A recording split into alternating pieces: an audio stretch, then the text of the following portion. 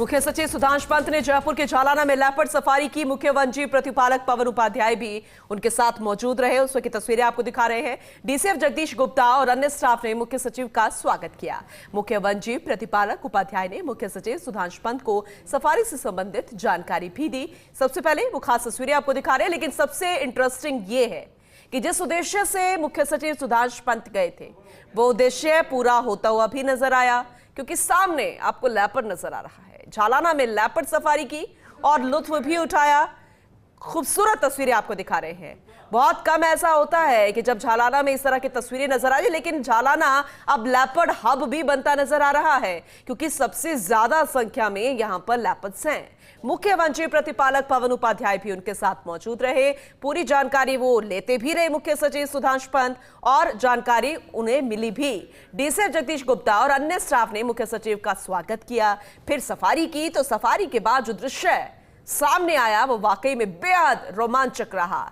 जो उद्देश्य था वो पूरा हुआ, सफल हुआ ये ट्रिप। मुख्य सचिव सुधांशु पंत का मुख्य वन जीव प्रतिपालक उपाध्याय ने मुख्य सचिव सुधांशु पंत को सफारी से संबंधित जानकारी भी दी। जाहिर सी बात है कि इस तरह से जब आम पर्यटक यहाँ पर आता है तो उन्हें कैसी सुविधाएं यहाँ पर मिलती है, रास्ता कैसा रहता है, कहाँ तक वो जाते हैं, जो पहले से प्लान है क्या वैसे ही उनको सफारी का आनंद मिलता है, ये पूरी जानकारी यहाँ पर ली गई है। इसके अलावा वन्य जीवों को लेकर भी वो बेहद जागरूक नजर आए। उनके पीने के पानी की व्यवस्था को लेकर, नन्हे शावकों से लेकर यहाँ की ग्रीनरी बेल्ट को बढ़ाने से लेकर हर एक तरीके से वो जानकारी लेते नजर आए। और ये बेहद खूबसूरत नजारा, पहला नजारा आपको दिखा रहे हैं पहली तस्वीर के जरिए कि कैसे यहाँ पर सफारी ली गई। मुख्य सचिव सुधांशु पंत द्वारा सफारी करते हुए नजर आए। लेकिन दूसरी तस्वीर में जरा देखिए, क्योंकि पहली तस्वीर में आपको लगेगा कि आखिर ये रुके क्यों हुए हैं, लेकिन ये वजह है क्योंकि सामने उनको रोमांचक अनुभव कराता हुआ यह लेपर्ड नजर आया है।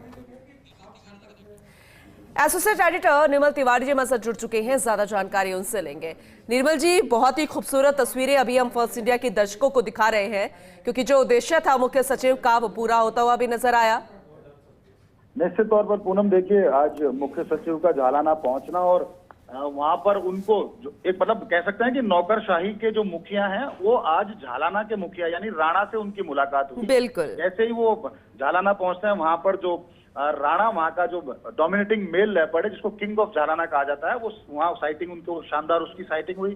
खास बात ये रही उनके साथ मुख्य सचिव के साथ पवन उपाध्याय जो CWLW है वो भी थे, राजेश गुप्ता जो APCC ऑफ वाइल्ड लाइफ है वो भी थे, जगदीश गुप्ता DCF और तमाम अन्य अधिकारी भी थे वन विभाग के। खास बात ये रही कि मुख्य सचिव जब पहुंचे तो उनको साइटिंग भी शानदार हुई। उन्होंने वहां के फ्लोरा और फौना को जानने की कोशिश की कि किस तरह से यहाँ ग्रासलैंड विकसित किया गया है, किस तरह से बाहर से जो दूसरी जगह से जो जिन पेड़ों को हटाया गया था वापस उनको जालाना लगा, किस तरह से ट्रांसलोकेट किया गया सफलतम तरीके से, यहाँ के वाटर पॉइंट्स की स्थिति कैसे है और कैसे उनको उत्सुकता इस बात की भी थी कि इतने सारे यहाँ पर लेपर्ड्स हैं, 30-40 लेपर्ड्स का विचरण है, उसके बावजूद वो बाहर नहीं जाते हैं। उनका ह्यूमन लेपर्ड कॉन्फ्लिक्ट की स्थिति बहुत ज्यादा ऐसी कभी नहीं बनी है। किस तरह से सब चीजें मैनेज हो पाती है, उन्होंने इंटरप्रिटेशन सेंटर भी देखा।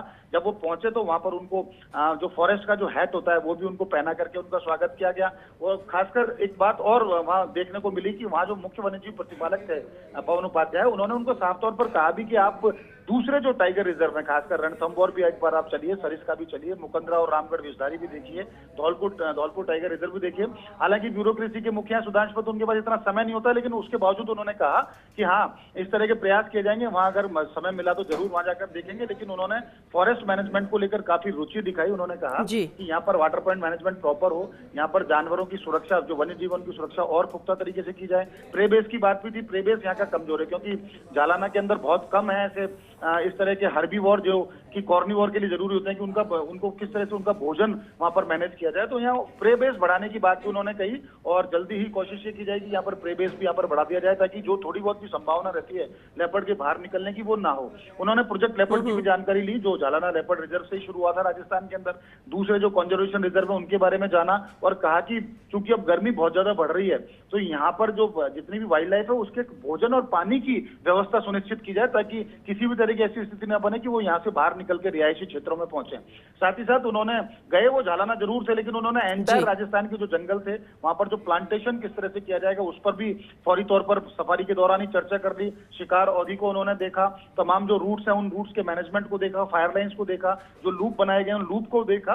तो कहा जा सकता है कि आज ब्यूरोक्रेसी के मुखिया जब झालाना पहुंचे तो उनका पगफेरा ये वन विभाग के लिए भी शुभ रहेगा, झालाना के लिए भी शुभ रहेगा और वाइल्ड लाइफ के लिए शुभ रहेगा, क्योंकि जब वन विभाग अगर ब्यूरोक्रेसी का मुखिया ही अगर किसी जगह पहुंच जाता है तो निश्चित तौर पर वहां विकास के द्वार खुल जाते हैं। तो माना जा रहा है कि अब झालाना से संबंधित कुछ और जो जरूरतें हैं, आवश्यकताएं हैं, वो भी जल्दी से पूरी की जाएंगी। और फॉरेस्ट को लेकर जिस संजीदगी से राजस्थान सरकार काम कर रही है, खासकर मुख्य सचिव सुधांशु पंत के नेतृत्व में जो काम हो रहे हैं, निश्चित तौर पर उससे कहा जा सकता है कि इस बार सघन प्लांटेशन भी होगा।